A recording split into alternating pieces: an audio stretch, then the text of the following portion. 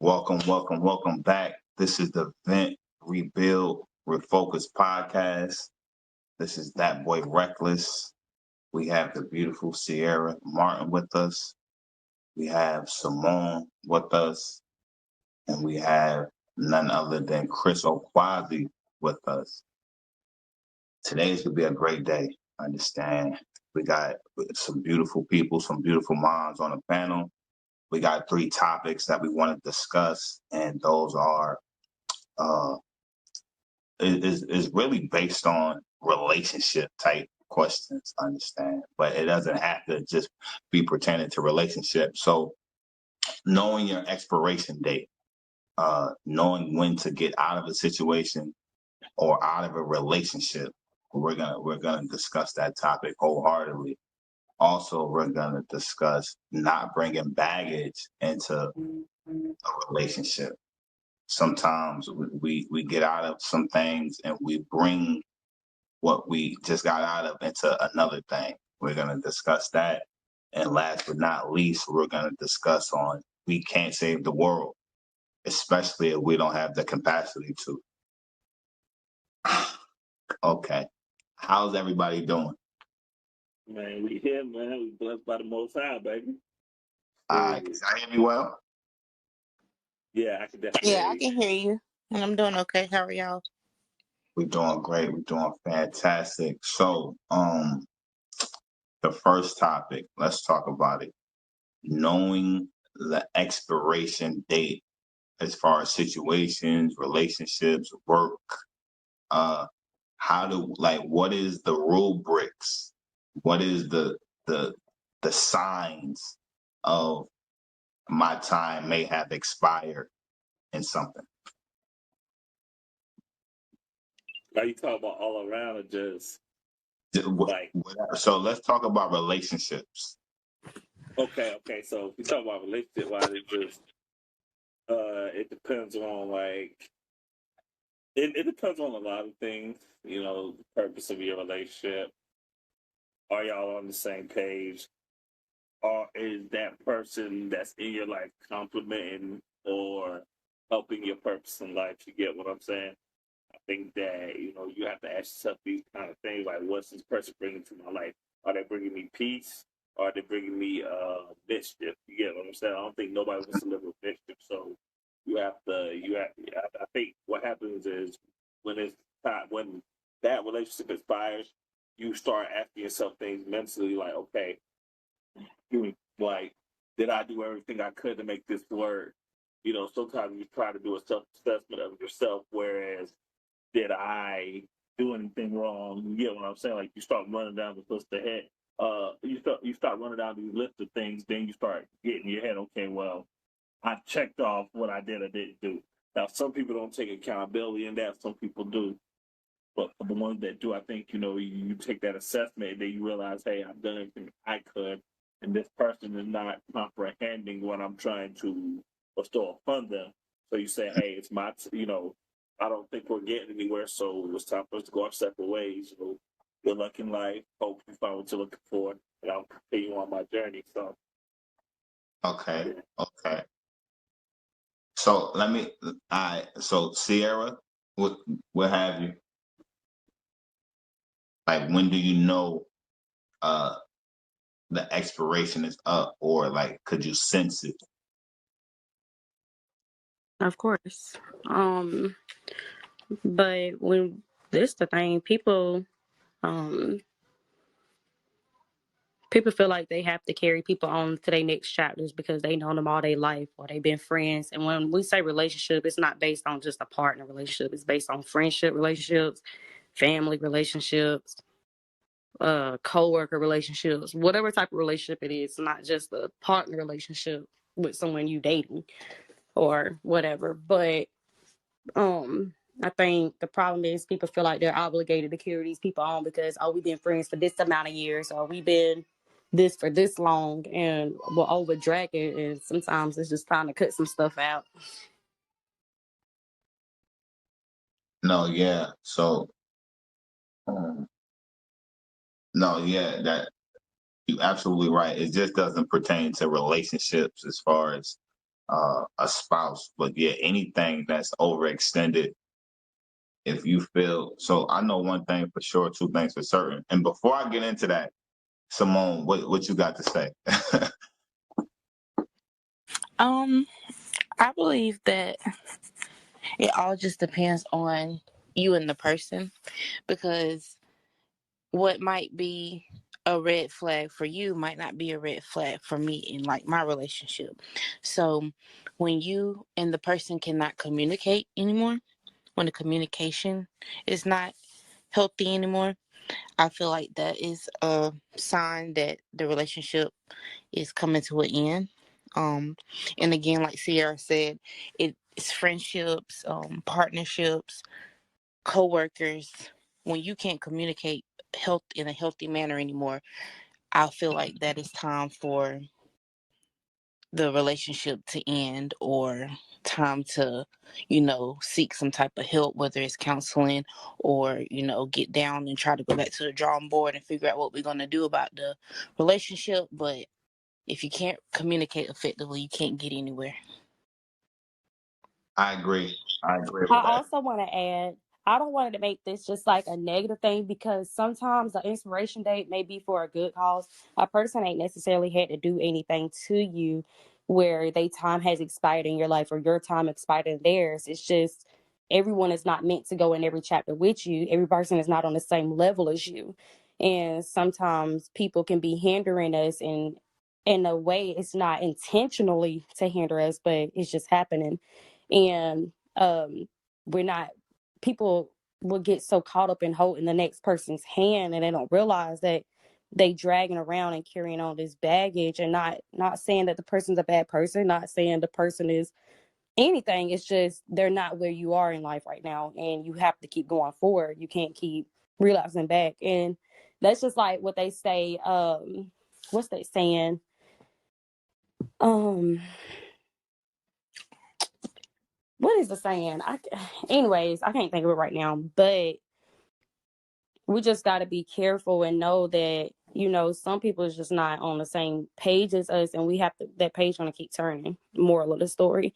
So it's not just always a bad thing that we have to cut someone off. It's not sometimes out of 10 it is, but at the same time, that's the main thing that people don't realize is it don't have to be, oh, we had a fallout, or you're not treating me right, or you doing this, or you doing that. It could just be simple, like, I'm on this level, I'm on this page, you're not there, and I can't keep holding your hand and carrying around your baggage with me. I have to keep going forward.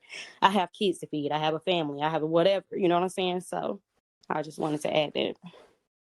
No, so I agree.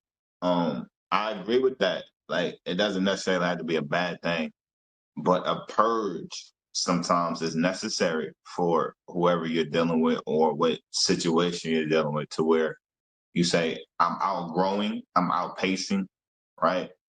And I do have to separate ties, like with this relationship or friendship or partnership. So, nah, yeah, I think, but the thing is, the assessment of the expiration, I don't think a lot of people make the assessment to say, you know what, this is overdrawn. I do need to cut or sever ties with this relationship or this partnership or this friendship.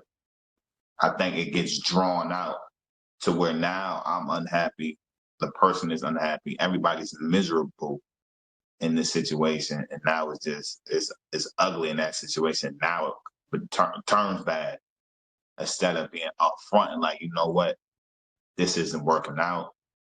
I'm uh I'm just I outgrown you, or I outgrown this situation. And in my opinion, that's because of the lack of communication. Because if you communicate in a healthy manner, you're able to express that to the other person. Whether they agree or not, is one thing, but just being able to let them know, what's up, so nobody's really wasting their time. Oh yeah, yeah, effective and healthy communication is definitely key. Understand, and it has to be comprehensive, right?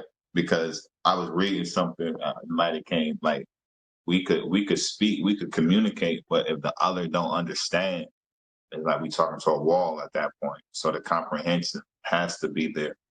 Go ahead, I'm positive. Yeah. Well, I agree the comprehension has to be there, but it's two different comprehensions when you're talking about as far as a relationship like a significant other and a friendship.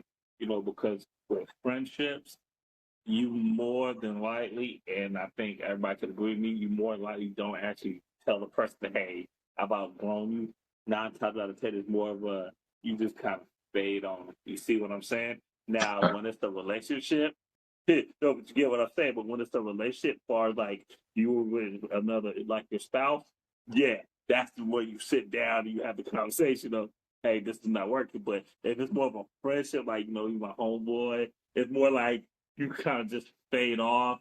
And it's like, which it can be good and bad in a way, but most times you don't really sit down in those type of relationships be like, hey, I'm doing my thing. It's more so like, I'm just not gonna come around you as much, and we're not friends, but hey, I'm just like I think what everybody says most times is I'm busy. You get what I'm saying? But Okay. translation is, hey, I'm doing my thing, you're doing your thing. You get what I'm saying? Right. I agree with you, Chris. I just went through one of those, and we ended up reaching back out. Me and my friend girl that I used to be close. We used to talk all the time, and like we said, we both got lives to live. We both got our own lives. I got kids, so it just happens. And I agree with what you said. It's not a bad thing. It's just people fade off with friendships. They fade off. Like people, they stop texting, they stop calling, they don't link up, and don't nobody go crazy about it. They ain't gonna meet up and fight you about it. It's just we just stop talking. Yeah. But on a relationship, yeah, I most definitely agree. You're gonna have to. I mean, especially if y'all living together, like, we can't fade Yeah. off each other. Like we living in the same house, we gotta sit down. That's Right. true. That's a fact. Ain't no fade in the black if you're living together. I just said that's just. But no, this is the thing though, right? It's still what I in relationships, right? Uh, it's just not easy to reach an expiration date, especially if you've been thick and thin with that person. Understand? It's like what is the end? Do we work through it? If counseling don't work, do we still work through it? So like what determines that expiration? So I in think. a Go ahead. relationship, my bad. I was gonna say in a relationship, you're gonna know the expiration date. Either one of the person gonna know, one or the other, because you're gonna get tired. The reason why we don't see expiration date is because we're not tired. We're not tired of the fight. We're not tired of because we're still in love. We're still blinded. We still got this some type of attachment. Once you detach mentally, once you fully detach mentally and you sit to yourself and say, look, I'm tired of it. Like, I'm tired of this shit. Like, I'm like, you gonna wake up. It ain't even like people say, oh, you ain't gonna change your mind overnight. You dead ass are going to. You're gonna wake up and you're not gonna want to do the shit anymore. Like, I'm tired of the shit. And you're gonna be done. You're gonna know when you're done. The reason why relationships are so prolonged is because we're not tired. We're not done yet.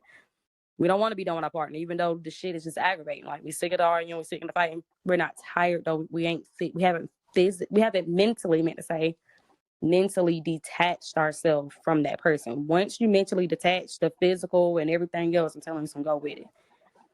So so so let me say this. Let me add. So now, well, let me ask this.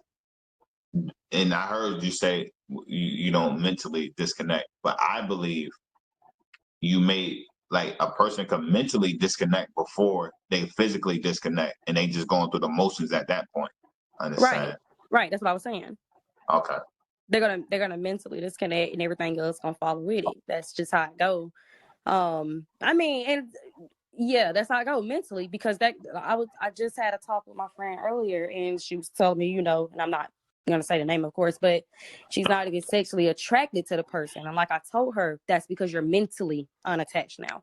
You're unattached to your partner. So if you're not getting sexual harassment for your partner, if you're not wanting to be intimate with your partner because sex is emotion, and if you don't have emotion there with your partner, if y'all not both literally desiring each other, having this chemistry, this connection with one another, you're not gonna crave it, you're not gonna want it because you've mentally detached from the person, which detaches your body from that person, which detaches the physical, the whatever else under the sun. You're not gonna want to do it no more.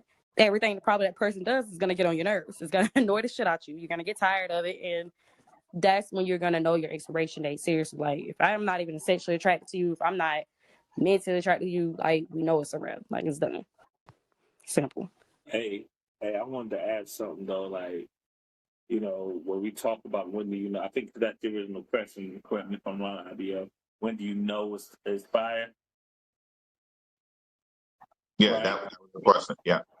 Right. Well, I think for everybody it's different because like when you get into these relationships, you're willing to deal with so much because a lot of us let me just speak for myself. My biggest problem in relationships was I wasn't willing to accept what was there. I was wanting to put what I saw in there. You get what I'm saying? That makes sense. Yeah. Like I wasn't willing to accept maybe this person didn't clean up like how I did. I just kept saying, hey, maybe I could teach them. Or I didn't want to accept the fact that maybe they were good with money. So I always said, okay, maybe I can teach them how to be good. You get what I'm saying? I was trying to input what was never even in there in the beginning. You understand what I'm saying? So Okay. that prolonged me being tired because I just kept saying I could teach. But what I had to realize is that significant other has to be willing to learn and grow within themselves. You get what I'm saying? Because if it's not in them to grow, then there's no change. So then I have to ask myself, okay, how long do I give that person to change? And right now, my time is a year. I don't mind you having a problem, but within that year, if I don't see growth within that problem, that's where I start to detach after a year because it's like I'm giving you a year. I sat you down. We had conversations. I've expressed that, hey, this is not something that I'm going to deal with, and it needs to change. And within that year, if I still see the same thing, then I have to detach myself because I think with relationships, you don't want to nag your significant other. You get what I'm saying? You don't Mhm. want to nag them to change. However, you want to let it be understood that, hey, this is a problem. And then you just sit back and you watch. You take notes. That's why I tell some of my ex, like, I was watching the whole time. I just didn't say something every time. I just took a mental note and kept pursuing forward. So that way, when I'm done, I could bring all the receipts up. Like, hey, look, you didn't pay for this, this, and this, so Right. I Right. need you to step into the security office with me because You you bring know. you bring federal indictments. When the feds get you, they got you. Hey, wiretaps and everything. Nah, yeah. I No, agree but with Chris. I feel like that, like you said, when you address the situation and your partner doesn't even give it a try, or you know, make it seem like he or she cares about what you're caring about, that kind of ends the relationship because you both parties have to continue to work. Um, Another thing is we all have a love language, so you have to know your partner's love language. And if you don't know your partner's love language, then 9 times out of 10, you're gonna stop being sexually, mentally, physically attracted to the other person. Um, and if you know the person's love language and you're choosing not to address that, then the relationship isn't going to work because everybody has a different love language. And if you're absolutely. doing what you think is what they love, like whether it's having the house clean or buying them gifts, and that's not even what they really are wanting from you, then with time, the relationship is going to pull apart because they're not getting what feeds their love language. Also, I wanted to tap in on what Chris was saying because so it's not even that, Chris. What you was basically saying was you was accepting shit for you wasn't accepting shit for what it was. You were accepting it for what you wanted it to be, and that's what people Basically, do. We like to accept shit for what we want it to be instead of accepting shit for what it really is, and what it really is trash. And another thing is let's not be blindsided too though, because there's a thing. So there's a difference in love. There's a difference in unconditional love, and there's a difference in being in love. And that unconditional love though, like once you truly have unconditional love for someone, that's when you like, all right, I'm willing to go through, whatever, because I love you unconditionally. That has nothing to do with you being a bad person. I love you unconditionally though. So I'm gonna love you while you being a bad person. I'm gonna love you on your bad, your good, and your ugly. Even if all else fails. But this is the thing though, people don't understand that unconditional love doesn't mean you still have to be with that person though. There's still an expiration date. It's still there's an ending to all things. Flowers die. They die and they come back. Okay. It's okay though. People need to understand.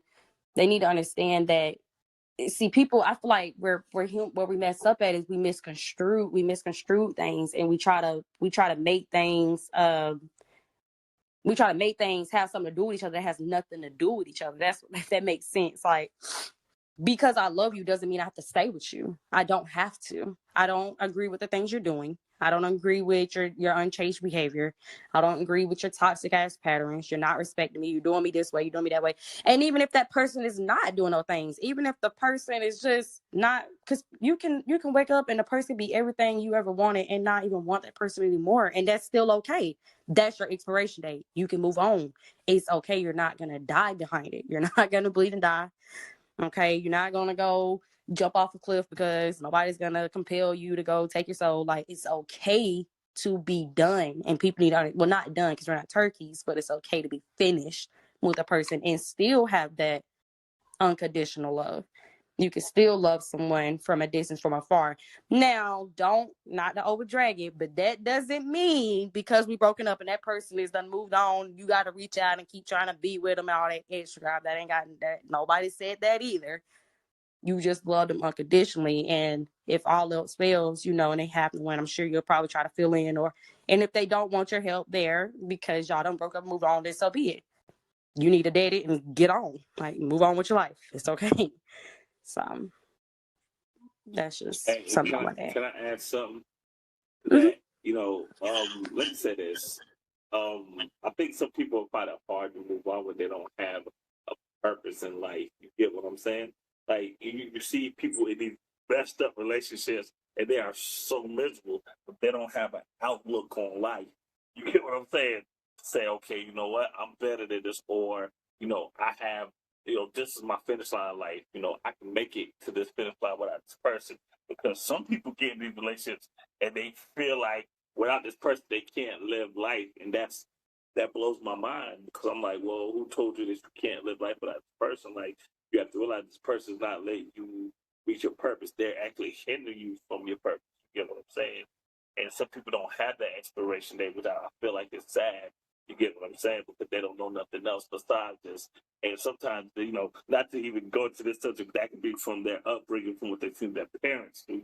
You get what I'm saying? So, but that's a different subject for a different day, though. So. Yeah. Well stated. Well stated. Well stated. Well stated. Um, well stated. I agree with all the concepts. I agree with all the ideologies. They're all prevalent, I understand, especially in the grand scheme of relationships. Because Sierra said you could wake up right one day and not want to be with this person. So I look at the grand scheme of the pursuit of happiness, right? If you wake up and you're not happy somewhere, you definitely have the right to put your expiration date on it, and it's fine. Irie, could you hear us? Yes, I can hear you. Okay, cool. Oh, hold on. Is what's the name still? Okay. No, yeah. Everybody's still here. So the gallery is only going to show 4, and it's going to show active speakers. You just have to However, slide your screen and you can see the other parties. It's just like a Zoom. yeah, Simone's still here. Irie, we just dived into the topic on the expiration date of relationships or situations or friendships, understand? And we had some great ideals and some viewpoints. How you doing, Irie? Hey. So this is Irie. This is everybody. We have Sierra, we have Chris, we have Simone. So as far as expiration dates, and then we're gonna usher you real quick, understand, so we can get to this next topic. But you good. We wanna. What's your viewpoint on knowing when a relationship is ending or a friendship or anything, just the expiration date? What are your your viewpoint and your rubric on it? I think it's always best to go with what works for you. So you have to kind of assess, is this relationship working for me? And if it's not working for you, is it something that is repairable? Is it something that, can we have a conversation about it? Is it something that we can move past? I think that's with pretty much any type of relationship that you have. Like, is it actually serving me anymore? If it's not, then regardless of, the type of connection that it is, you have to do what's in your best interest. Okay. Okay. In the pursuit of Jump right in. happiness. Oh, nah. Right. Jab. No, but in the grand, like I say, I was just saying, in the pursuit of happiness, Yes.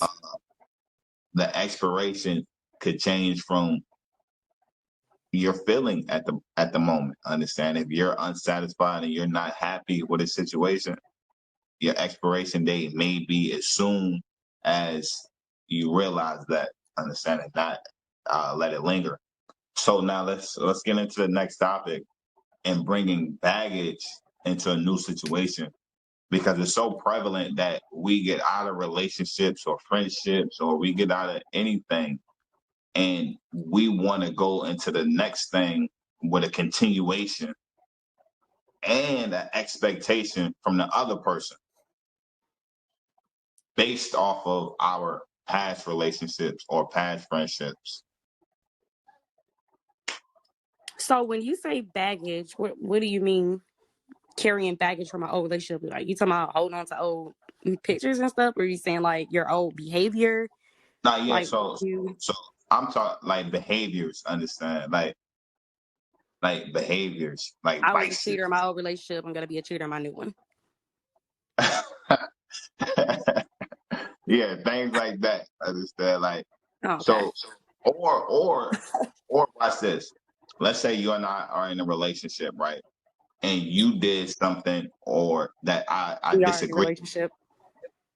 Coming, no, I know, but I'm speaking hypothetically, still, right? For the viewers No, for the viewers, I'm speaking hypothetically. who may not know. We are in a relationship.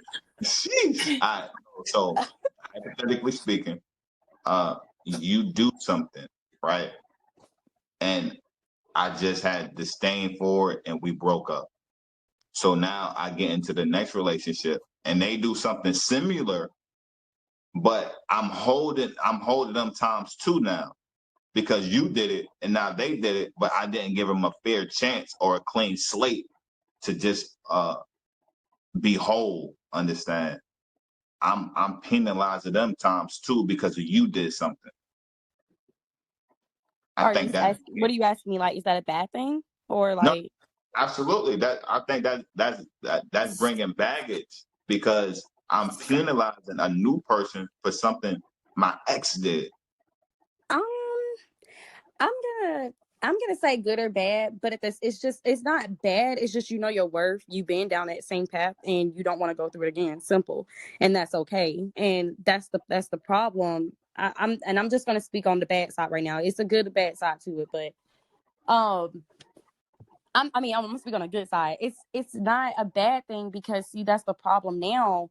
We done been cheated on. We done been disrespected. Why would we go into a new relationship and let the same person cheat on us and disrespect us, and we're gonna prolong it too? No, we're gonna date right then and there because I'm not going through that same stuff again. I will go back to my ex if that's the case.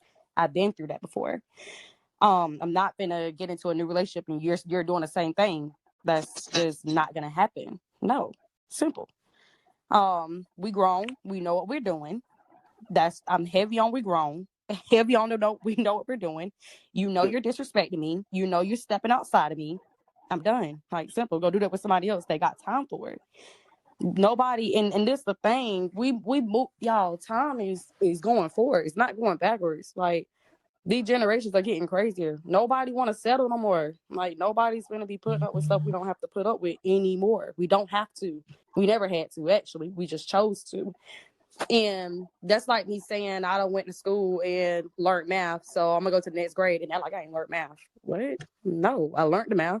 I'm going to pass it. I'm not going to go on to the next grade and carry on like no, that's not going to happen. We want to move forward. So Go ahead. I agree. But I also think that you don't want to go into a new relationship thinking that the person is the same way as your old relationship. Now thinking, yeah, but if the person actually does it, then that's Yeah, different. It's one right. thing to Now just be holding them to that standard, but it's another if they actually are doing the same thing. No, I don't. You don't have to deal right. with it.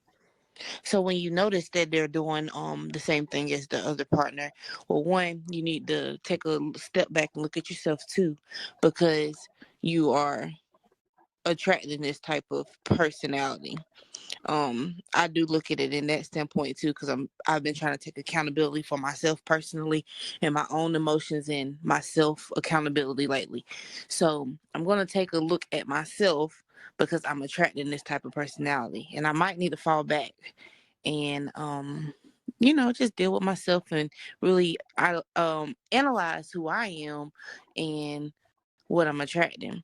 That's one way I look at it. But then, if on the other side, I'm totally with just backing out because that person's doing something that the ex done or whatever, and you've already learned from that. Like you said, if you learn math, why would you?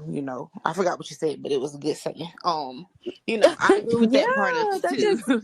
I just feel like that's crazy though. Like, this person hurt you. Why would you go get into another relationship and they doing the same thing? Like, you just want to be hurt at that point. You want to go cry. Like, them Right. the type of So people that go turn on some sad music just to make themselves cry. Like, at that point, because we've been on it. That's why people say when they get into a relationship, I've been hurt before. My ex did this and that. Please don't hurt me. They hurt you. Okay, you gonna stay? Like, I just told you what my ex did. Like, come on. So, so for instance, and Chris, I'm gonna let you talk. Irie, I'm gonna let you talk. So, for instance, right, I'm in a relationship with somebody. We have a bad experience at a restaurant. So, in my new relationship, I X out that restaurant. I think that's carrying baggage from my old relationship to a new relationship. That's what I'm talking about. Understand? To where You're dramatic. penalizing my new spouse because of a bad situation from the old. Not as far as infidelity or anything, but just that's what I consider carrying baggage. It's like, hold on, I had something bad happen here, and I'm carrying it to this relationship as if it's a continuation and not a clean slate. yeah, but I mean, sometimes it's not that easy for the person that's been in the situation, because when you go through different things with people, it can cause trauma. Whether some people might not take it that serious, but if you really think about it, it is traumatizing you, because if it's hindering you from going to a restaurant, it's trauma. So in that case, the person that you're in a relationship with or trying to build a relationship with, you need to make sure they care about your feelings too a little bit. If that bothers you, I personally would just go somewhere else. Mm-hmm. But in later on, we're gonna have to get past that. But dealing with someone, I don't know if y'all talking just relationship or trying to get married or whatever, but a serious relationship, you gotta people come with their own stuff, and none of us are perfect. So if they don't want to go to a restaurant because of an experience they had with someone else at that restaurant, if it's not that serious, I personally would say don't go to the restaurant.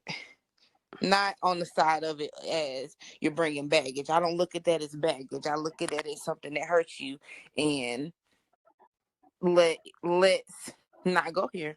That I don't feel like that was a good example of baggage. Okay, okay, I not that. agree. I agree with Simone, just because, and just take away from the restaurant like that. If that you and your partner should be willing to. So first, you said communication, Simone. So that's correct. This is where communication play a part. You get with your Right. partner. Hey, this happened over here at this restaurant. I still am a little affected by it. Some type of trauma evidently came from it. yeah, later on down the line, we can work it out and get past it. But right now, I'm just not in the best shape for it. And if your partner's not willing to accommodate you and willing to, be on your side with you, then that's an expiration date right there immediately. Time to let you go, because I just said this hurt me and you still want to take me here and I'm not going to eat the food. So yeah, I don't want to eat. I'm not eating. I'm breaking up with you. Nah, I'm just kidding. But you said I can't eat no food. Like, I'm breaking up with you. I'm done. Nah, but people got to be willing to communicate and work things out, though. We all, and that's right. We all come with baggage. That is true. We do. We all got some type of past behind us. We all got a story. Nobody's worse or greater than the other. But I'm gonna let everybody else go. I just want to say I agree with you. That's a fact. Irie, go ahead. Okay. Go ahead. I'm gonna get back in, but go ahead. So I think one of the most important parts is getting to know yourself and giving yourself time between relationships to really sit with you as an individual and determine the things that you like and don't like, and being able to truly love and appreciate you and how you want to be treated, and just kind of learn all of these different things about yourself. Because when you do bring baggage to another relationship and it's kind of like, oh, well, if this person treated me this way in the past, then now you put up a guard. It's like you're not even giving this new person an opportunity to love you correctly or properly, because you've already put up a wall. And I'm not gonna get this, and I'm not gonna be treated that way, and like ain't no next person gonna play me. So it's kind of like you're already going in with some defenses already up. And if you really, when you have defenses up, that means that stuff can't get in, but also stuff can't get out. So it's like you're kind of shortchanging yourself for the potential that this new relationship may have. So it's kind of like, you just want to sit with yourself first before you even are exploring. And I know that I found in my experience that the best way to prevent the spillover is, like I said, to start with that new clean slate, but also give yourself time. Like, you have to give yourself time. You have to go in with an open mind and an open heart and an open, everything, to be able to fully experience whatever that experience is going to be. Like, don't just automatically go in looking for red flags. Like, just kind of live in it. I agree with Quasi, where you at? Hey, listen, everything I said, I was going to say, because, like, I think that's the one biggest mistake that people make in relationships, is that you jump out of a relationship and you jump into a new one so quick, because you don't want to be by yourself. You don't want to be alone. You don't want to take that time to heal. But I would also take it a step further to say, if that relationship that you were in was that bad, go get therapy before you think about talking to somebody else. And a lot of us, we don't take advantage of that. But I do feel like that, because there are some relationships that really do mess us up as people, and we don't even realize it. And like you said, we carry all the extra baggage to the new person. So they may even sip a cup a certain way to where it's like, oh, it reminds me of my ex. Oh, look, you can't do that. And it's like, hold up. You're not going to bring that drama from your ex to me. That has nothing to do with me. I'm a different person than your ex.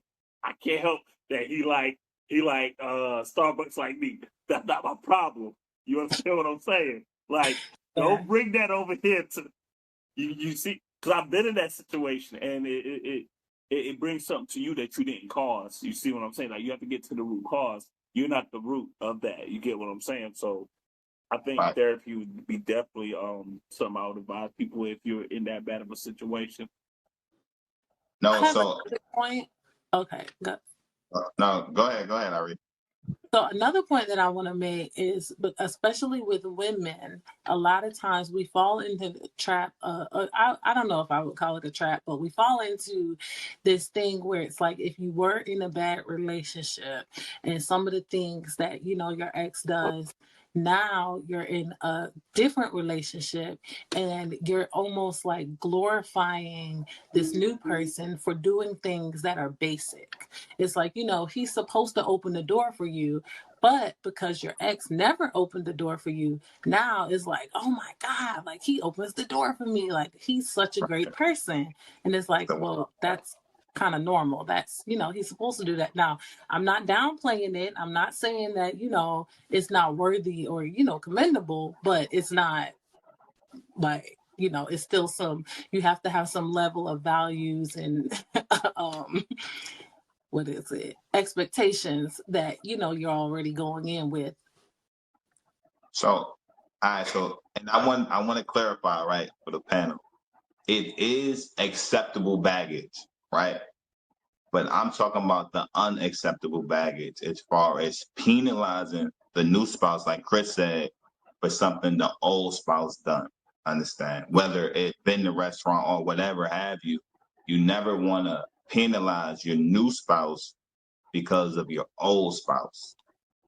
That is just to clarify. Understand? But it is accept you. Of course, we all come with baggage, and some is acceptable, but we're talking about the unacceptable baggage. Understand? And that's the holding somebody else accountable for a past relationship. I think that's unacceptable on all accords. I want to speak on something real quick. Two things that you guys said. One, I definitely agree with the come healed. We want to make sure we come in healed before we enter into any type of relationship. That's a friendship, that's whatever. You want to make sure you healed within wholly. And even if you didn't get that full whole experience, let's at least make sure we did some type of shadow work once one cycle ended before we begin a new one. And then also I wanted to speak on something I just said, and see, I was like that in the beginning, and that's just because I've came from in a very poor relationship, a very abusive relationship. A guy I was been with he was really all new, my first. Very abusive, never opened doors, never was just had no type of romance and care and respect about himself. And being with him as a teen to an adult, that was really all I knew. You get what I'm saying? So once I came across a new love, it's like, wow, is this how it's supposed to feel? Like I was healing, but I wasn't fully healed. So everything that this person did and was doing was so different. I acknowledged all of it as if like this really is the greatest person in the world. And then I had to realize, like, I still do have to have my own expectations, though. Like, I still do have to have my boundaries. I can't be. And when you say don't fall in a trap, that actually is a trap, because we'll fall in that trap. Like, we'll really validate things that should be normal. Like, a guy's supposed, like you said, they're supposed to open your door. A guy's supposed to be a gentleman. He's supposed to do he's supposed to have these qualities. And, well, not supposed to, they don't have to, they don't want to, but they supposed to, like, that's how you're supposed to be treated. And I never knew that because I was never treated that way. And the other way I was treated, I thought, okay, well, maybe that's like that. And that don't just go from the relationship I was in. I seen, my parents been treated like that. I seen uncles and aunties been treated like that. So it just felt like, okay, well, this is how it's supposed to be. So I say all that to say I definitely respect what you just said, because I was one of them, and that's just because that was all I knew. That's all I've known. And then to be exposed to something that how it's supposed to really be, it's just been like, I feel like I've been on cloud 9. Like, I can't explain it. So I just want to speak on that. But definitely you want to come healed before you get into a relationship with someone, because not healing and getting into a relationship with someone, guys, I'm telling you, that baggage is going to be so heavy. It's going to be such an overload, and everything that person does, you're going to be affected. You're going to be hurt every time, and it was never intentional, but you're going to feel like it's intentionally. And also, I'm going to wrap this up, y'all, but I wanted to speak on the guard part. Not saying don't go in with a guard, but at the same time, we don't want to be vulnerable either, because that's how we always get hurt. Because when you're vulnerable, you're willing to accept things for what you want it to be, and you're not seeing the things for what it actually is. And you're constantly getting let down. You're constantly getting hurt because you're in a vulnerable state. You have no type of protection or guard up about yourself. You're not protecting your heart and your feelings. You're just open. And I feel like, not saying be offensive and, oh, you're not going to, not saying that, but at the same time, you do want to have some type of guard about yourself. while still being able to be loved, while still being able to release. I don't know. I disagree in terms of the vulnerability, because if you're at the stage where you're talking relationship, then you should have already kind of vetted this person out, and y'all should have already been kind of dating. You should be seeing the things and the qualities that they possess, to be able to be open and know that they're not going to leave you hanging, or they got your back, or those different kind of things. Like, you, whether you're being let down or disappointment, is not, it doesn't have to be that way because you're vulnerable. It depends on the quality of the person that you're with, or that you're, dating or in a relationship with. So the vulnerability part, it is just, like I said with the guard, if you have a guard up, that means that nothing can get out and nothing can get in. So if you're truly going in looking for love, then how is that person going to be able to love you wholly if you have your guard up and you're not allowing that to be, coming in? If everything is scrutinized and it's, judgmental, and everything is, taken in a, inappropriate way, then it's kind of like, you're not really able to get the fullness of it. And you could be Right. missing out on a really, good opportunity because of that. Hey, let me interject and say this. And as a man, right, that makes it hard for us because, for instance, right, we talked about this before on the stream, all of us. We were talking about like far as being a step parent in a relationship. And us as men, I speak for the real men, not the fake, men, but the real men who's trying to step up to be that stepfather. We don't have to be a stepfather. It's all or nothing for us. So it's hard for us to be that stepfather if you have your guard up. We're saying, hey, we're trying to show you we can be that, but if you keep, putting us in this, oh, I don't know, you're not the real father, kind of defensive mode. We get you've been through a lot in life, but it's like it makes it hard for us as a man because we're trying to prove to you we can be what you need us to be. But if you're only letting us halfway in, it's like, okay, we can work with you so much that goes back to what I was saying before. There's a time for it. If I've been with you for a year plus and I show you consistency, it shouldn't be no guard up still. You get what I'm saying? But if you still have a guard up after a year, or at least a year, that's a problem. That can become a problem later on in your relationship. So it just varies. But let's not forget, though, people pretend very well. Okay, people are pretenders out here. They will cap you down. They'll pretend to be so this and this and this, and then 12, or not even 12, 3 years in, they show you a whole nother different person. And people need to understand it. Like, yeah, things can be all grits and gravy in the beginning. Then once you done dropped your drawers and y'all 3 years in a relationship, this person is a whole nother type of person. It's not the same person you met from day one. And another thing, once a person has done been vulnerable and then had their guard down time after time after time with different partners, and they're constantly getting hurt because of whatever reason, it just makes them feel like they have no choice but to have their guard up. And I hope that they do get their chance to heal, and I hope they do get their chance to do self shadow work and see what's the problem with their self. Maybe it's them, maybe it's not them, maybe people are just trash, who knows.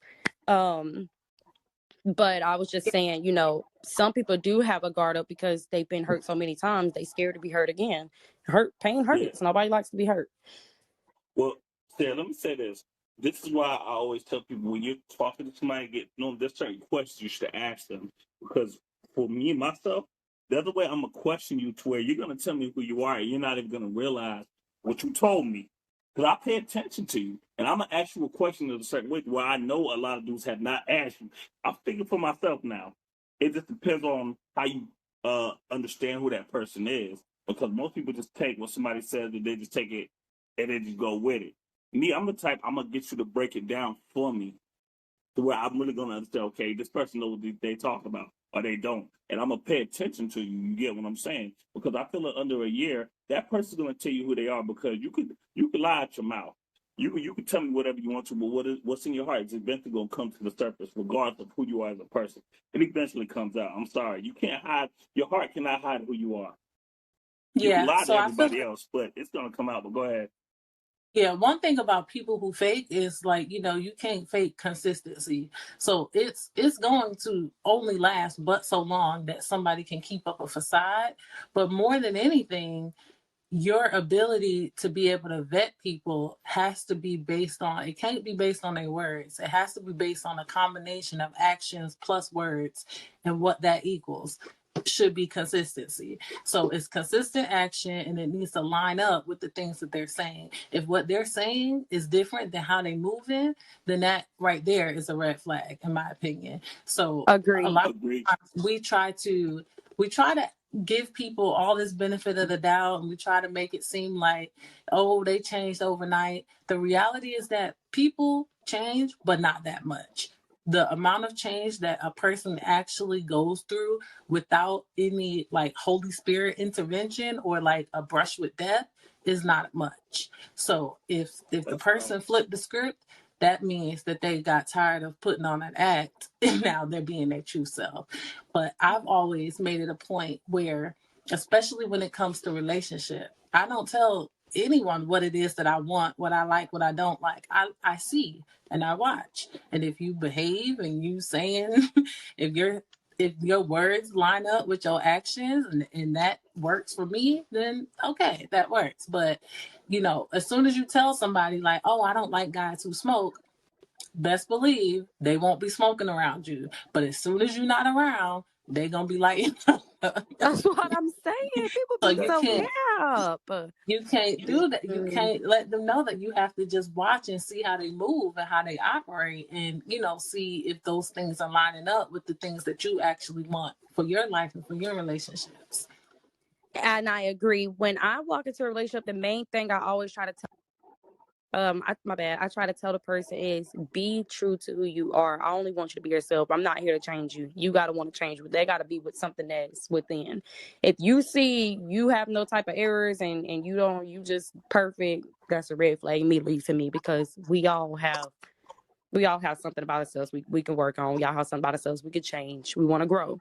And if you see no type of growth in yourself and you feel like you've already grown, that's alarming. I never want to go in a relationship telling the person, oh, I want you to treat me this way, and I expect this, and I expect that, and I expect this. No, who are we to tell people what we expect and what we want? People gonna do what they want to do regardless. Period. It's just people are gonna do what they want to do in life, regardless of how, if they considering people feelings, if they not considering people feelings. We're human. That's just how it goes. We're gonna do what's the best for ourselves. At the end of the day. So I agree. Simone, you got some words? No, I agree with Ari and Sierra's last comments. Hey, the panel is booming today. Understand? Like y'all are exceptionally well. Like I'm a loss for words, and this is a rare occasion. Understand? Y'all are great. You guys are doing wonderful, and I'm appreciative for you guys. Man, what is the next topic? What we said, Obazi? The next topic is, why do we feel obligated to help the next person? Like, why do we feel like we're obligated to help another person when why do we feel like we're obligated to go fix someone else's problems that they cause on their own? Or why do we feel like we're obligated to go help someone when we know they're capable of helping themselves? And then we get the ass end of the stick. We done gave this person our last, knowing, and they probably want to did the same for us. So that's what it was originally. So for a self-inflicted wound, why do we feel obligated to help somebody that just shot themselves in the foot? Understand? For me, right? For me, it would depend on who it is, right? If it's a close relative, one of my main guys, understand? Somebody I have unconditional love for. I think if they shoot themselves in the foot, I still don't want to see them bad off. And even if I didn't have the capacity, right, to help in a full manner, I would still give some type of aid. That's just me, because I don't want to see any of my loved ones, even if it's self-inflicted, because everybody goes through things, right, whether it's self-inflicted or not. Understand? Struggle is ordained from the beginning, and we're going to struggle willingly or unwillingly. And for those who are willingly struggling by self-affliction, I'ma still render aid just because I have a big heart. Understand? Now, am I gonna drive myself into the ground? Absolutely not. Can I help everybody that has self-inflicted wounds? Absolutely not. But for those select few that are dear to me, I'm gonna go above and beyond in that capacity. That's just me though. But anybody outside of that, I give a free consultation. Understand? But go ahead. What have you, Chris? So hey, all right. So let me help me understand the question again. The question was, why do we feel that we need to aid people who shot themselves in the foot? Right? Yes. Who has I think Go ahead. No, I think it's empathy, though. I think it's the empathy that we feel in ourselves when we look at people like that. Because I think sometimes subconsciously we see ourselves within that person, and we remember where we were in that time in our life, where we say, you know what, I remember being here, and I remember how it was when somebody turned me down, when I just needed somebody to lift me up as a person. So subconsciously that does something to us, that we say, you know what, even though I don't want to, you may say you don't want to, but in your heart, you're saying, you know what, I know how it feels to be there. So you're trying to say, you know what, allow me to help. Even though that person shot themselves in the foot, you may have done the same thing in your life, earlier in your life. So you say, okay, you know what, bump it. Because I believe in life, everybody needs a chance. Everybody deserves a chance. Now, whatever you do with that opportunity or that chance is up to you. You get what I'm saying? If you squander it, that's on you. You see what I'm saying? Not that they didn't squander it before, but you see what I'm saying? Like, I'm always the type of person, I always feel like people deserve a chance to better themselves and improve themselves. Because you don't know what their story is. You get what I'm saying? You're just looking at where they're at. Now, you're not thinking about where they could be. You see what I'm saying? Some of us do that. So I think we just become very empathetic for people. We just try to understand where they're coming from. So that's why we do it. Let me just add something, because I also want to play devil's advocate, right? Because it also depends on the magnitude of the self-infliction. I understand. That's true. Agreed. Yeah, we can't negate the fact that if they do something catastrophic, that we're gonna just render aid, because so it has an extent. It doesn't. It's just not. Oh, you can do anything in the world, and then I'll be by your side. Nah, it doesn't work like that. Understand? But if you are going through a relatable situation that I have been there, like you said, yes, I can interject. But if you just off the wall with it, we gotta have some type of accountability. Understand? Yeah, I was going to say, for me, I am a firm believer of natural consequences. And, as a mother, and I have 9 children, and there's a lot of times where they have to go through those natural consequences. It's, you didn't want to do this. You were on the basketball team. You didn't want to practice. You didn't make the cut. You're not in the game. Now you have that. Now you have to live that natural consequence of, if I don't practice, I'm not going to be in the game.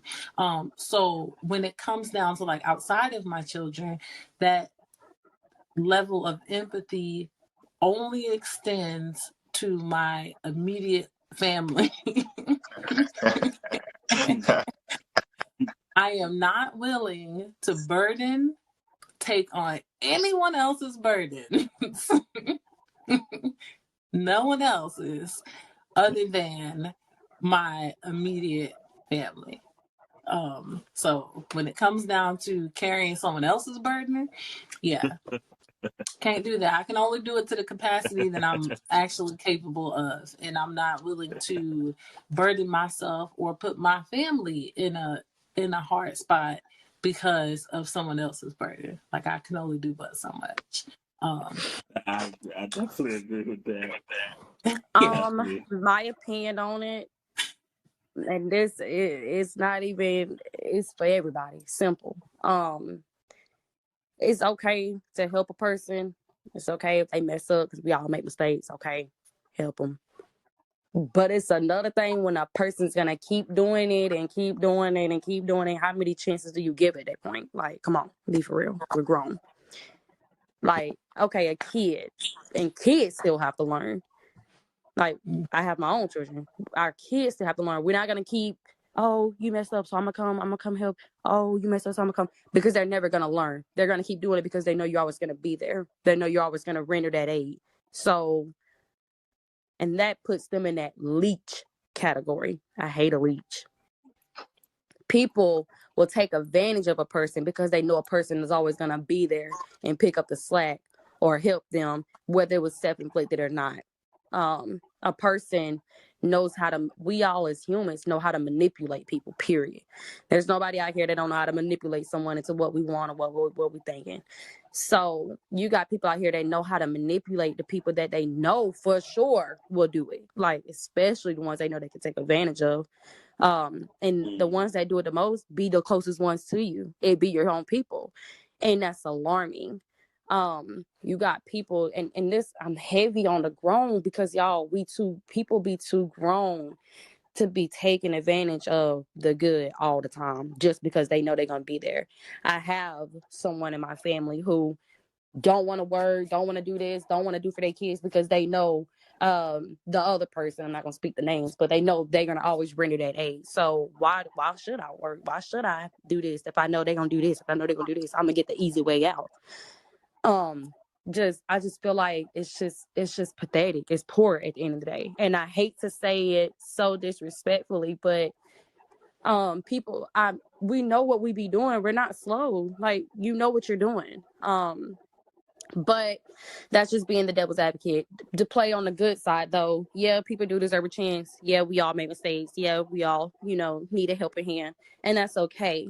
But it's not okay when you're consistently doing it, when you're making it a habit, when you're making it a pattern, when you're not getting on your feet at all, when you're saying, I'm going to get on my feet, and you're not on your feet. When you're saying, I'm going to do this, and then you still got your hand out. You're saying this, but the actions is not meeting the words. And at that point, you're using, you're abusing, and you're misusing. Simple. And people need to be aware and stop being so blindsided because they a loved one, or they my closest friend, or they my whoever, whatever they is to you, your kid, whoever. They have to learn, though. And I heavily agree with what you said, Ari. We have to go through the consequences. We all have. How you gonna learn? How you ever gonna learn? How you ever gonna progress? How you ever gonna grow and move forward? How you ever gonna take care of yourself if you always depending on someone to render your aid, or you always feel like they're obligated, or whatever the case may be? And just look at yourself. Me personally, I don't feel like I'm obligated to do anything but take care of my kids. I'm not obligated to go render aid to anyone. I don't have to. I don't have to. Nobody has to. No, you're besides right. my kids. I That's have to something that render I'm my really kids. heavy about. I'm heavy with teaching my children this, so that when they go out into the world as adults, that they have a full understanding of how that works and how this works. And it's a bunch of them, so they have an opportunity to kind of get that experience. They live it every day.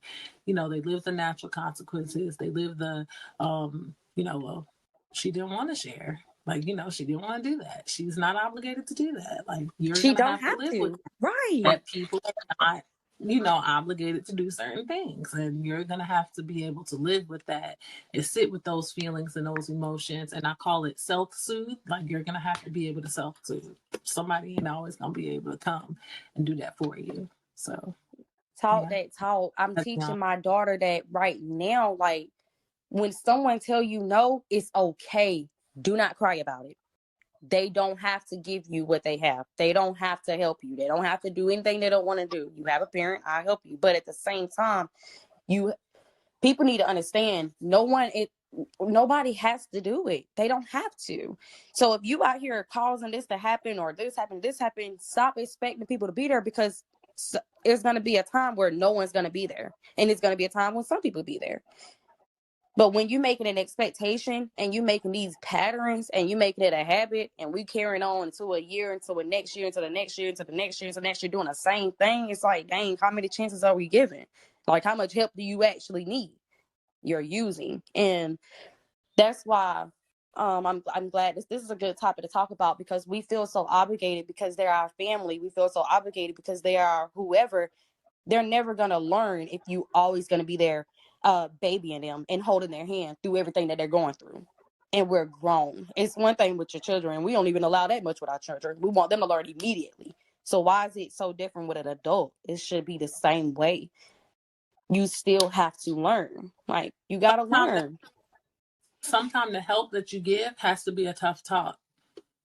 It has to be, That help might need what to be your that plan tough of love. action, like how you plan on, changing this component of your life. Maybe you need to change your decision making, or helping them with different decision making strategies or critical thinking. And, a lot of that stuff come to play. Sometimes, when we talk about helping people that inflict wounds on themselves, a lot of times you think naturally financially, like it's a money thing, but sometimes it's not that. It could be relationship advice. It could be like, you on bad times because you with the wrong person and you continue to stay with the wrong person and you continue to be on bad times. So it's, those types of conversations, and or even pointing them in the right direction to get the kind of help that they actually need. Like, they might think it's a financial thing, but it's like, no, it's a you thing. But just like what that boy Reckless always says, and we know when we need help. Okay. If you know you need help, you're not, come on. At the end of the day, you need help, period. People need to hold accountability. This is where accountability plays a major role. If you're not holding accountability for yourself, then that's a red flag immediately. You need to know. It ain't even you need to. We know what we're doing, y'all. I can't stress that enough. We know where we're messing up at. We know, all right, this is the wrong crowd. I keep being around the same crowd. I'm going to keep getting into fights. Okay. I'll keep being with this person. She's draining me. He's draining me. But you keep going. Okay. At the end of the day, it's nobody is to blame. You can't be mad at nobody but yourself. Whatever situation you're in, you need to sit back and look at yourself, because you're choosing. Everybody has a choice in life, and what we go through is based on our choices that we chose to make in life. Whether that's, I chose to go to that party, I chose to get in this car and I knew they had drugs, I chose to go over here and I knew this person was toxic, I chose to go do this and I knew this was gonna, you know what I'm saying? I chose to buy this knowing I needed money for this.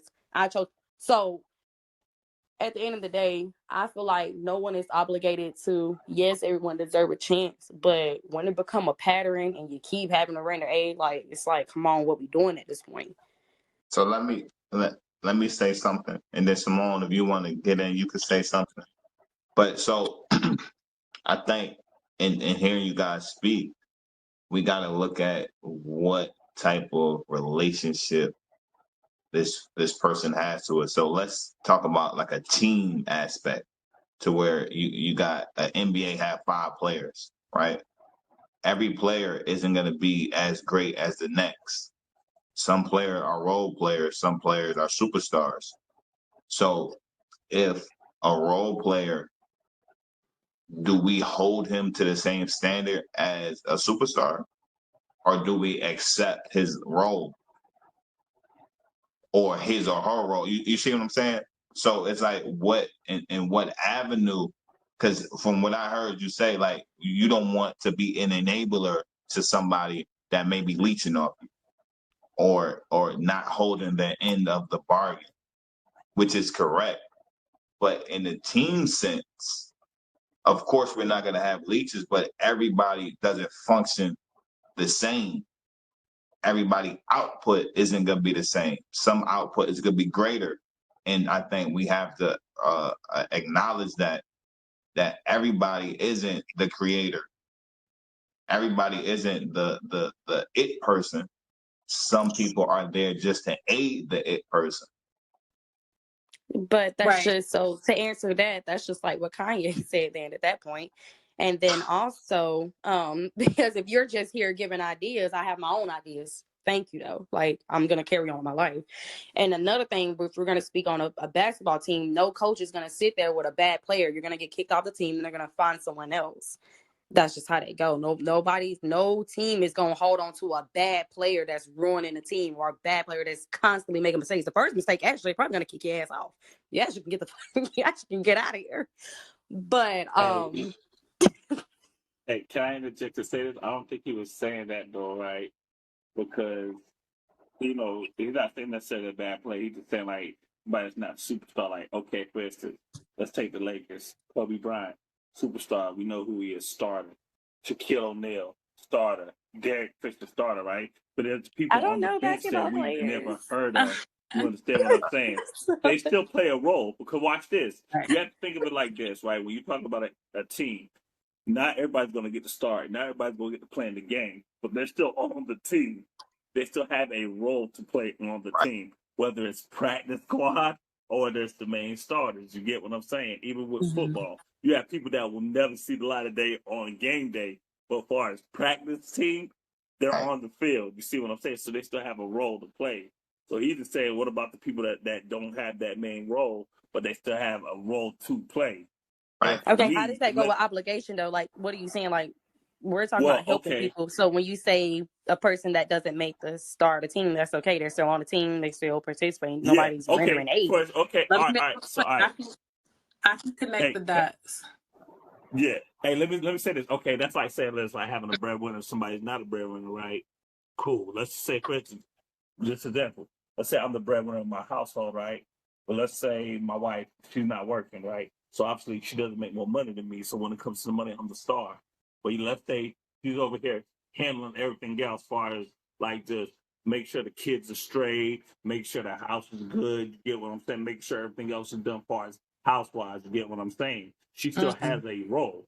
She may not be making more money than me, but she's taking care of the house way better than I could. You get what I'm saying? But she still has a role, but she doesn't have the lead of the main moneymaker. You get what I'm saying? But she still has one that's equally as important to the team that we're trying to build as one. You see what I'm saying?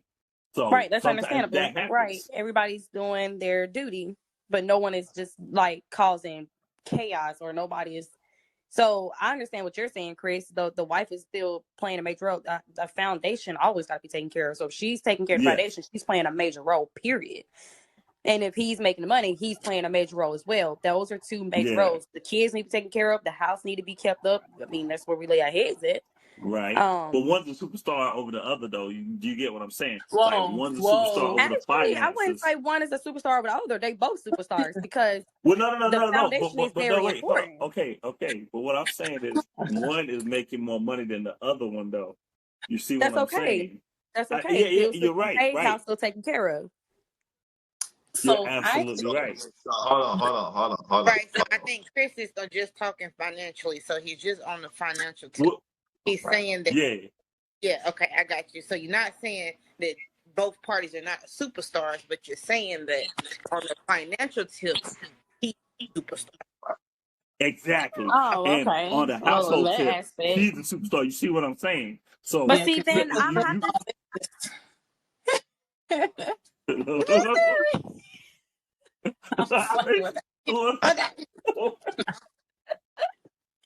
But I would say this: whenever you're dealing with a team environment, the expectation is based on the capabilities. So I'm raising a tribe. It's 9 of them. My youngest is 4 months. My oldest is 18. I don't expect my 4-month-old to be able to do the things that my 18-year-old can do around the house, and vice versa. So regardless to what role they play, my expectation is that they're going to play their position to the best of their ability. Now, when they slacken, then that's when I have to either assess, are they in fact capable?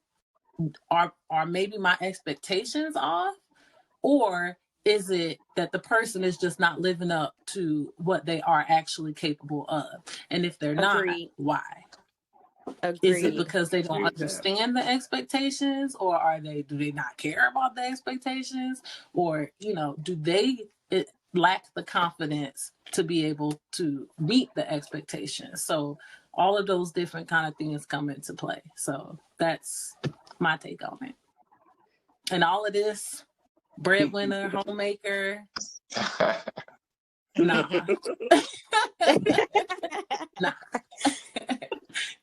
But no, I Hey. agree. So in that sense, then I guess the way Irisha put it, I understand that part. Then yeah, at the end of the day, Irie, at the end of the day, I'm sorry.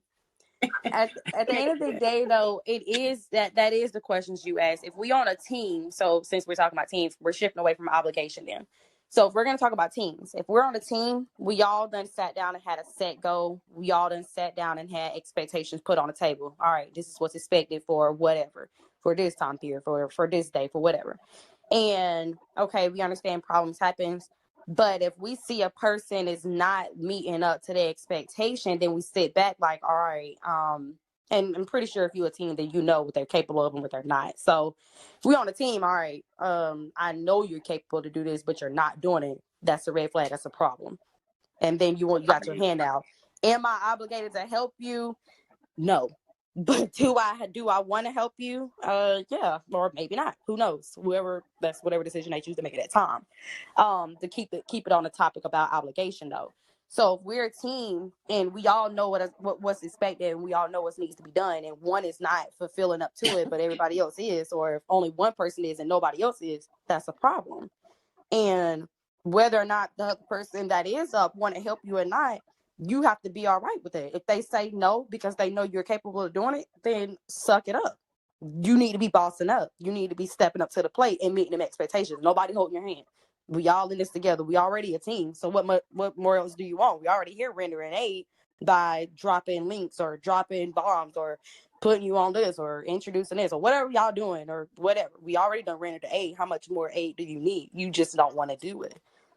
And you just gonna have to sit by the wayside and we're gonna carry on because I hate for a person to have to stop what they got going on to go babysit the next of something that we know they're capable of doing themselves. That's a fact. Like, what are we doing at that point? Now, if the person is incapable and we know, all right, then why would we give them that expectation if we know they're not capable? Then we just got to look at ourselves like, damn, we some assholes. Like, we want this man to make us 10K knowing damn well this man can't make us nothing. Like, he need to go be the wash boy or she need to go be the wash girl, whatever. Like, now that's just alarming. So I hope nobody's setting expectations because at the end of the day, we're speaking on grown people. If we all a team, we all know what everybody's capable of. We're pretty sure we done laid it on the table. Pretty sure we done pulled receipts before. We see what we can do. So if someone's not living up to the expectations, then you're the problem. And whether or not the person want to help you or not, you have to be okay with it. And if they say no, you suck, you boss up, and you you get back on the team or you get left behind. Simple. Simone, get in here and talk. What's how you feel about the being an enabler? Okay, so first I want to find out what are we talking about? Like, because we said team, but I think Sierra was going another way with it. Then we brought up the kids. It all just depends on So what we're yeah, so talking about. the original topic was somebody just like let's say a friend, they're troublesome, right? And they're not doing what they need to do. They're getting into trouble, well, whatever the trouble is, and we're rendering aid. Like, what point do we stop rendering aid, or do we be an enabler, or like Mhm. what? How do you feel personally in that situation? What would you do for somebody that? You said something about feeling obligated to save or help people you don't necessarily have to or have the capacity. If you Right. don't have the capacity to do something, you don't need to be doing it. If you have the capacity to help somebody, I'm the type of person I live by when we give cheerfully and accept gratefully, everyone is blessed. So I'm never going to be the one to say, don't help somebody if you can't help them. I'm not too concerned with what they have going on. If I can help you, I'm going to help you. Um, Now, when it becomes a thing like, let's say I let somebody move in with me and they're stealing from me, you got to get out. Oh yeah, But now, got if I Well, let you, yeah, and that's it. immediately. And I mean now, immediately. now, if you're not stealing from me and it's taking you a little minute to get on your feet, I'm gonna see where I can help you. Um, now, where it becomes enabling is when I'm giving you money and you're coming back to my house with marijuana, and you know that money was supposed to go to um Bills yeah, or bills whatever. or your work uniform or whatever to get you back on your feet. Now I'm enabling you, but overall, I'm always gonna be big on helping somebody. I'm not too concerned with where you came from, why you can't do it, all the different ins and outs. I'm gonna help you because there's gonna be a time in my life where I'm gonna need help, and in Okay. order to receive that, I have to give that. So I'm always going to be big on helping somebody, but I'm never going to enable somebody. I think Ari said something about those tough conversations. I'm going to give you that tough conversation. I might help you, but I'm going to give you that talk you need to have.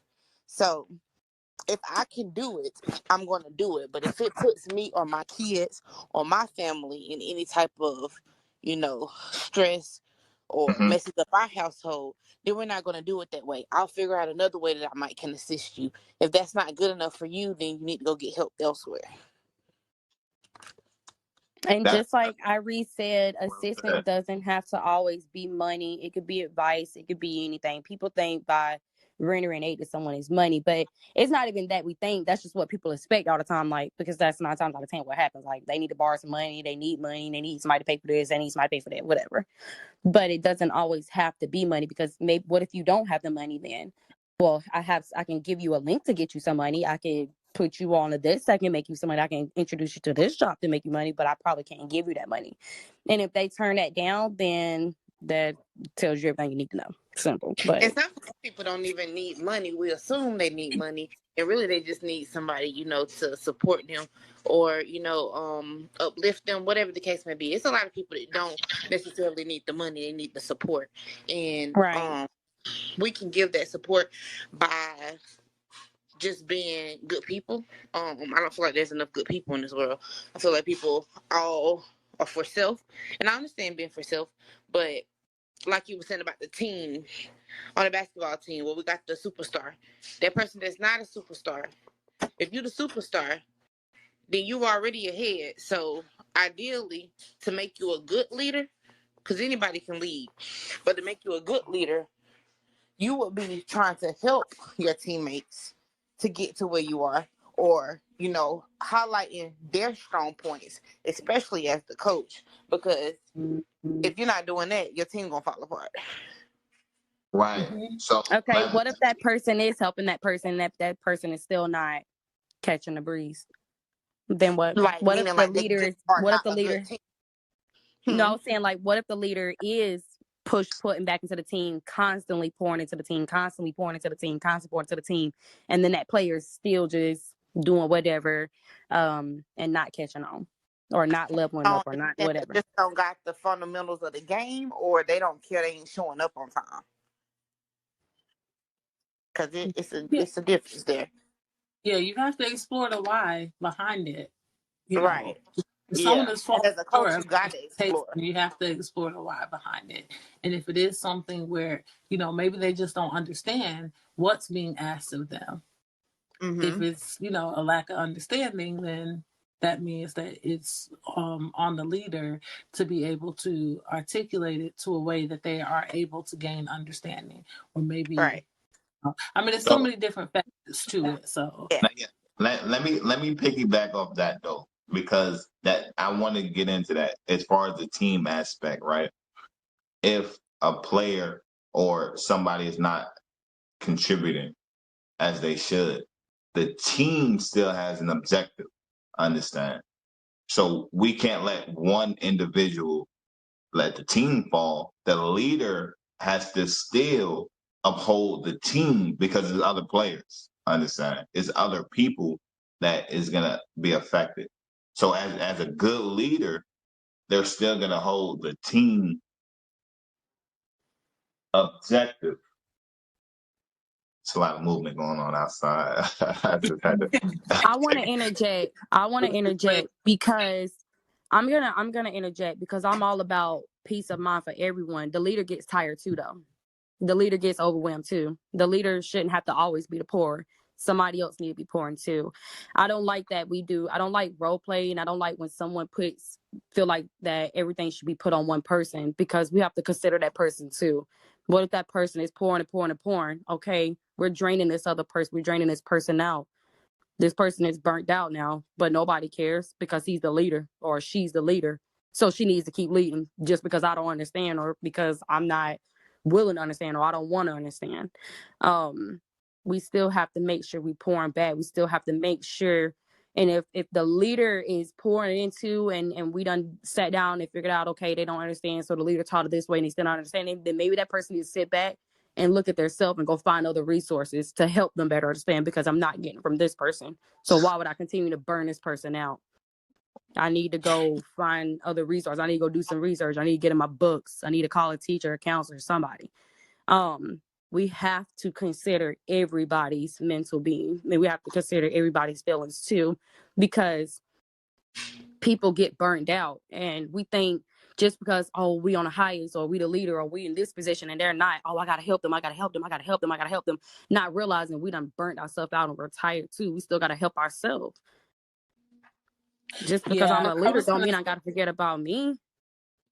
So, like, as a Yeah, leader, your role is to guide and to inspire. So, if you're not capable of being able to guide and inspire, then as the leader, you may need to also step back as well and get, like, sometimes you know how coaches have like another assistant coach. Yeah, assistant coach. Maybe you'll need like an assistant coach or something, because it's really your role. Everybody's not a leader. And I understand as a leader getting tired and um being drained and needing somebody to pour back into you, but you have to find that somewhere else, because when you're in that position as the leader in that moment, or coaching or whatever, you have to play that role, in my opinion. And when you leave, then if you need to tell your assistant coach to step up because it's becoming too much, or your assistant coach needs to work with that certain player or whatever, I feel like that's a better approach, because as the leader, you have to always be the leader. Right. And yeah. Okay. Let me interject too. Let me interject real quick, because maybe leading is letting the other watch you, and not so much of you always trying to hold their hand as well and pour. Leading is leading by example. Leading is, okay, if I stop smoking, maybe they'll stop smoking too. Not, I'm gonna stop smoking, let me keep telling them, hey, don't smoke, or keep reading them articles about what smoking can do to you, and reading them this and reading them right, this, and not understanding. Leading could be just you moving on with your life and showing them, leading them by example, that, all right, this the route I want to take. I can lead by moving on. I don't have to sit here and hold your hand. It's different types of leading though. So right, let's also mention that. And also a leader, don't always have to be a poor. The poor was probably them leading by example of whatever role they're playing, like whatever. And then also, what if that leader don't have that that assistant? What if the leader is just a leader in the person, and the person is not getting it? The leader still is being burnt out. What if what if the leader has nobody but they self? At the end of the day, they have nobody else to look back on or rely on. So So let like, me hold on, Ari. Do they? Let me get in here. Let me get in here. Understand? So as a yes, as a leader, um, that's almost like an office, right? I'm a leader for a reason. I lead for a reason. It's not just we took a poll and we elected this person. No, so a leader has characteristics and they have the ability to lead. So being burnt out, being taken from, being the poor is just the duty of a leader. They're gonna pour. They're gonna get weary and tired. But the leader also leads from the self motivation, from within. Understand? Most leaders lead from within. They don't lead on external right, motivation. They lead from within. So with that leadership, they know, okay, this is not going to be a glory role, it's gonna be tough times. I'm gonna have to pour in more at certain times. I'm not gonna get back at certain times, but just the leader mindset is I know this going into the battle. Understand? And a good leader is gonna usher his flock through the storm. Yeah. That's how I look at it. So I agree with everything that you said. And I think that the duty of a leader is transitional based on the type of situation and environment. So when you're using a basketball reference and the leader is, whoever the whatever position is considered, I guess, the leader of the basketball team. Like in football, it would be the quarterback, but in basketball, I don't know specifically what position would be the point guard. Okay, so the point guard, they're also able to discern when you have to sit somebody down and say, okay, you're not being good for the team. We're trying to reach this goal. You're not willing to do what it takes, so you're gonna have to sit this one out. Or maybe the coach makes that decision. But being able to make those decisions, there might be a situation where, as the leader, like let's say you're in college and you're on a group project, you don't have the ability to sit someone out. That's not, you can't do that. So Right. you might have to take on a different role and position of, getting the people motivated, getting them on task, those different kind of things. So it just I feel like it can be transitional in terms of how much responsibility you have or how much control and say so you actually have in regards to how successful the team may be. If it were like a military assignment, there's no man left behind. So no matter the reason why they suck, doesn't matter. It's your responsibility to get them to not suck. Whatever that takes, however that looks. You can't leave someone behind.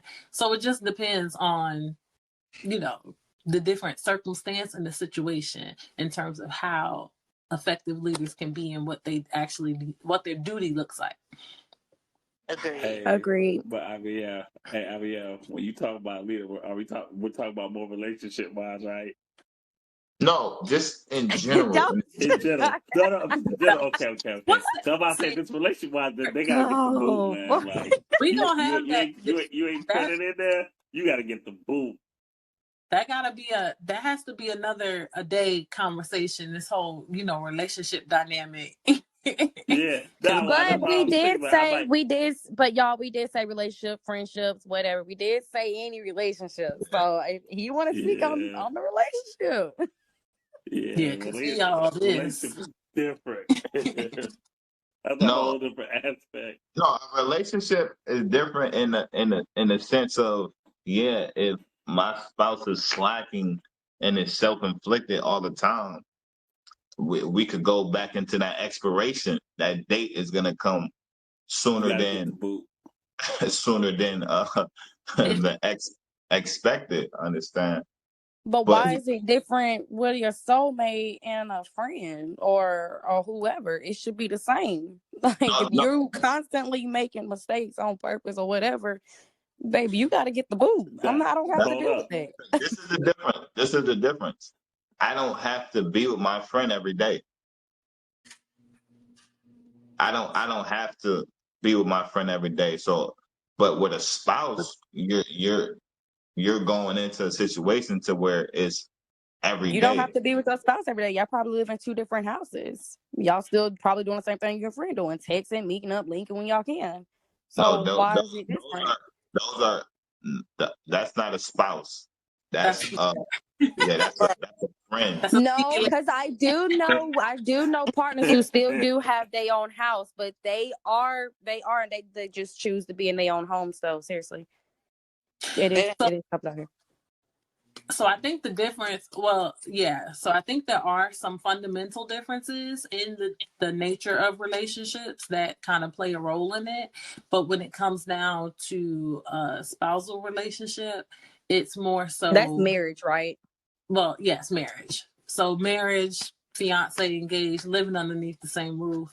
It's more so, what can I tolerate? If I could live with it, by all means, do whatever. But if I can't live with it, and I know that it's gonna, wear me down, and it's gonna wear my mental down, and it's gonna cause me any type of stress and strife or any type of burden, then we absolutely have to come to a resolve on it. And if we can't come to a resolve on it, then I have to choose me. I have to choose me ultimately, because that's not gonna be successful for anyone. Like, no one is gonna be able to be their full self. And some things you have to compromise on. Um, you said what that mean? I read your lips. You have to compromise now, Irene. You have to listen, because we not perfect. We all have our stuff with us. So all I'm saying is compromise on things that you can compromise on. If like I have anxiety, so some things completely tear my nerves up. So I can't really compromise on those things. But then again, I'm also seeking help with my anxiety so that I can deal with those things. So that's what I mean by compromising. Because I could just So make the excuse yeah. that I just really hate this. He just keep doing this or that, and it really bothers me, and it's just not gonna work. Or I can seek understanding of why that bothers me so much. That's So me.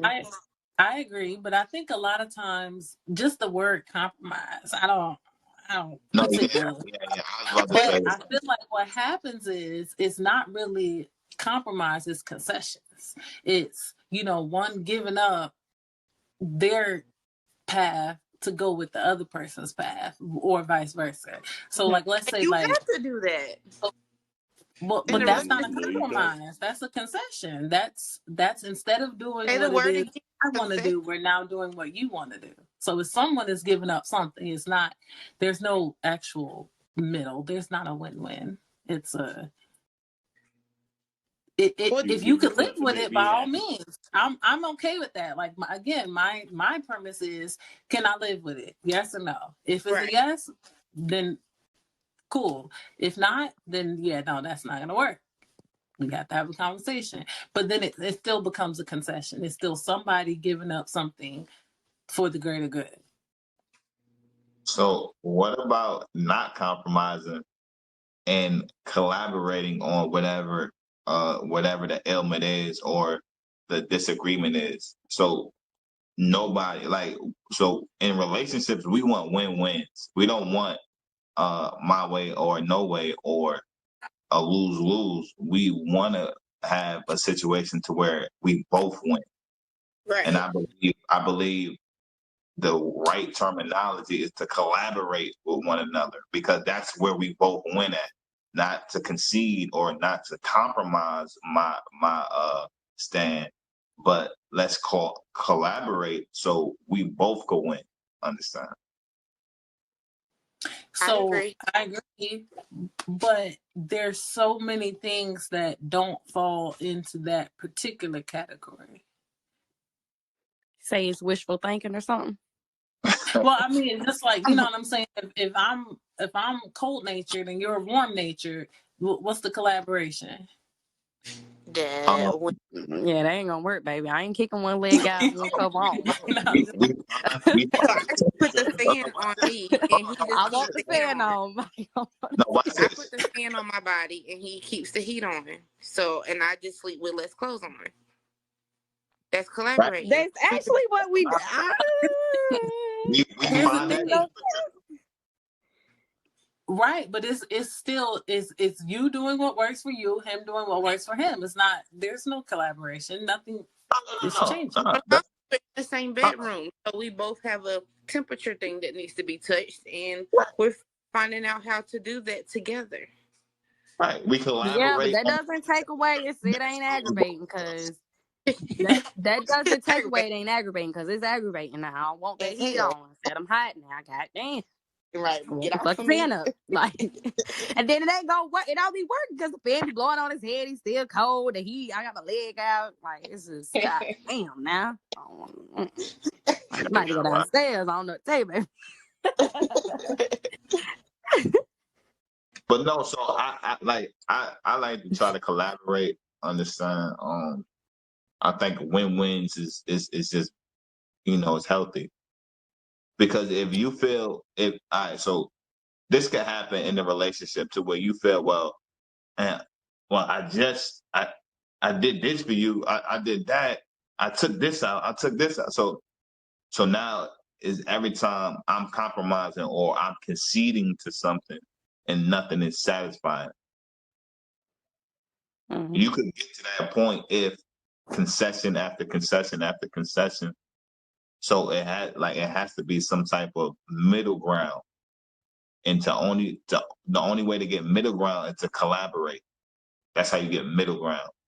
The only way you're gonna be able to collaborate I is people guess. got to put their pride and their egos to the side first, because people be too high up on them pedestals, and a lot of people don't be humble enough, and it's over draining. Like we fighting for a waste of time, pretty much. Like we fighting for something that's just it's not gonna be there until we both, like, it got to be mutual. Like we both got to want to, and some people don't want to accommodate with the other person because they don't agree with the shit. Like you smoking and I don't want smoke in my house, so we got to collaborate on. No, like it's just that has it's a positive and a negative to the collaboration. I will say that, because some people may not want to adjust a certain shit that they just can't, and we have to be mindful and respectful of that. Yeah, I Hey, but mean, if you they can't just collaborate, hey, they can hit the door though.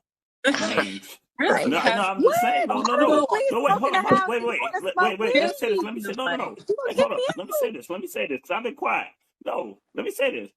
If we can't hit that, if we can't collaborate, then what we doing? I mean, what are we doing? Like, okay, Oh my obviously you're not gonna God. stop doing what you do, and I'm not gonna stop doing what I do. So let's go our separate ways. Period.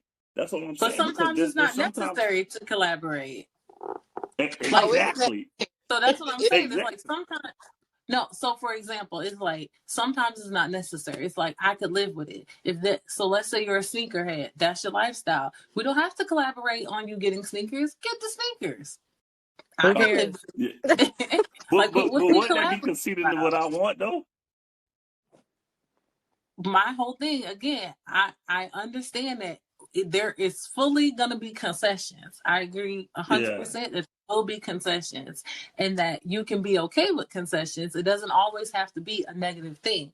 Help conflict can be healthy or unhealthy. It all depends on, the people involved. So a lot of times we think that, oh, well, because you're making concessions, that automatically leads to unhealthy conflict, but that's not the case. If you're in a relationship with someone, naturally you're going to think differently. There's going to be things that y'all don't see the exact same. And that's part of the reason why you want to be with, the other person, because y'all are able to give different things a different perspective or a different point of view. So you're not always going to be in agreement. But again, if it's something that I could live with, by all means, let's do it. And vice versa. And I don't always expect him to take on that same stance. He might Yeah. want to collaborate on some stuff. And then for me, it's like, I can live with that. I can live that with you wanting to collaborate. So let's do it. I feel like you're But still when you got those collaborating though. concessions, Go ahead. I was gonna say, but when you having those concessions, make sure you're communicating though, because we don't want to just seem like we're settling just because we love our partner too. Though, like it's some stuff I don't want, like we might not want to like know, and you have to accommodate. You don't have to, but you got to be willing to accommodate your partner and respect your partner on that, because a lot of times um we'll forget about ourselves and want to do everything that our partner want to do because we want to keep them happy, we want to please them, because we feel like we have, not we feel like we have to. I'm trying to get the right words, but we be so in love. We want to do everything that our partner want to do. We want to make our partner, happy and feel pleased all the time, and not knowing that, knowing it's draining us at the same time. And we have to sit back and be like, all right, we got to sit down and talk about this. Like, I just can't live up to this. And no, I don't want to collaborate either. I don't like it as a whole. Like, so we're going to have to stop. Like, something got to stop. So let's make sure we communicate and we're being transparent and fluent about our feelings, and what we're doing in life and what we're agreeing to settle with.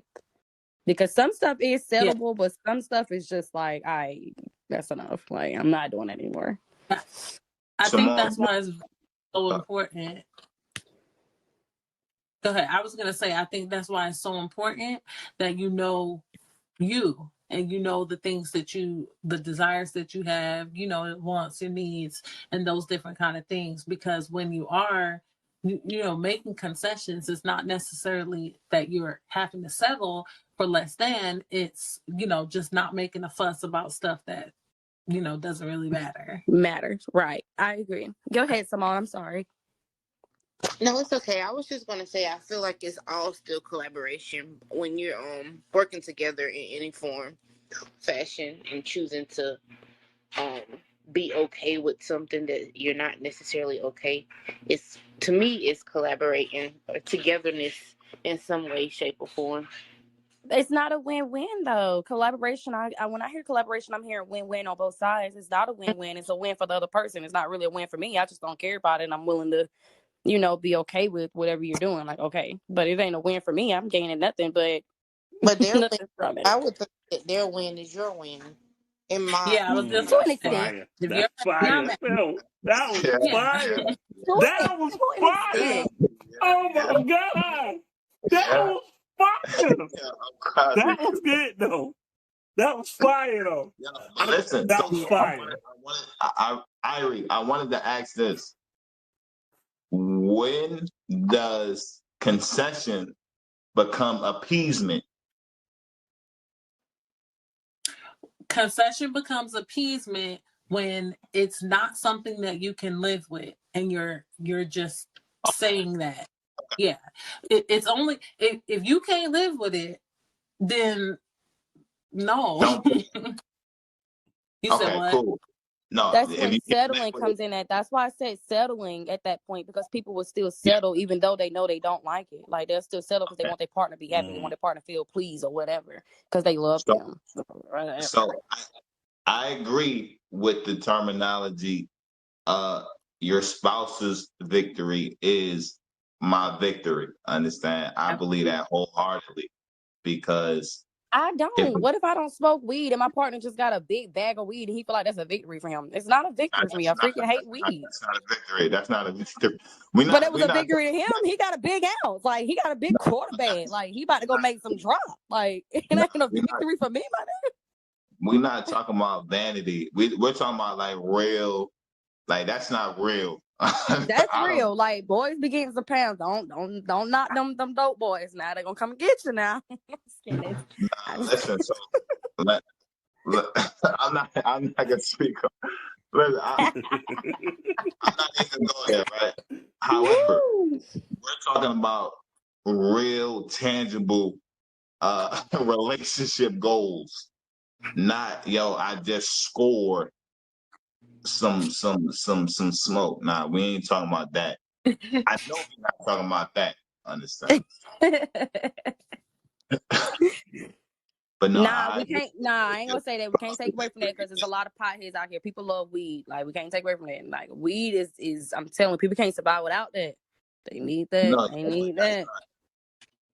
Yeah, uh that's That's not like these people on these tangible. dates.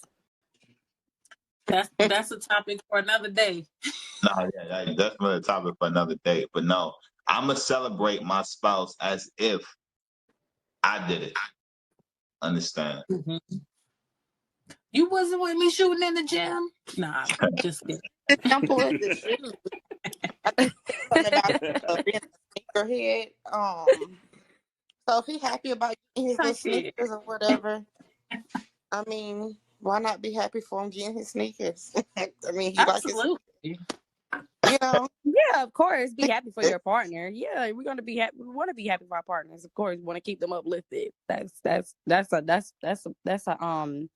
a known. Like, that's expected. Like, of course, like, be happy for your partner, as you would want them to be happy for you. Right. right. Happy spouse, No, happy that's house. but now let's hold on. And this is another topic for another day. But that always doesn't happen. Understand? Yeah, true. That's reality. Yeah, let's not be naive. Like some people will get a promotion and the spouse is like, Then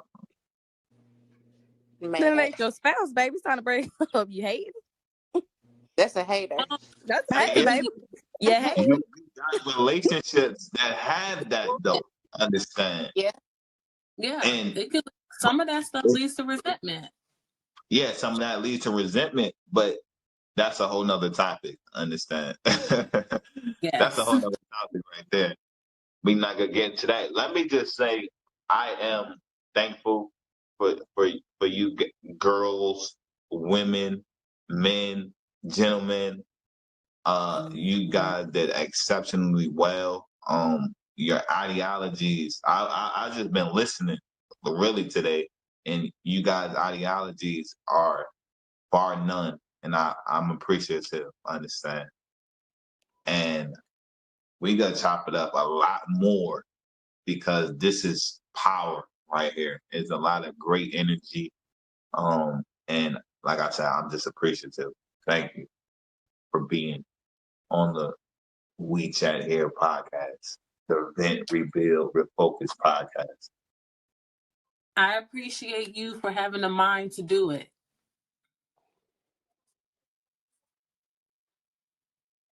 Lit. So, in closing, um, be great always. Live life, love life. Be fearless in the pursuit of happiness.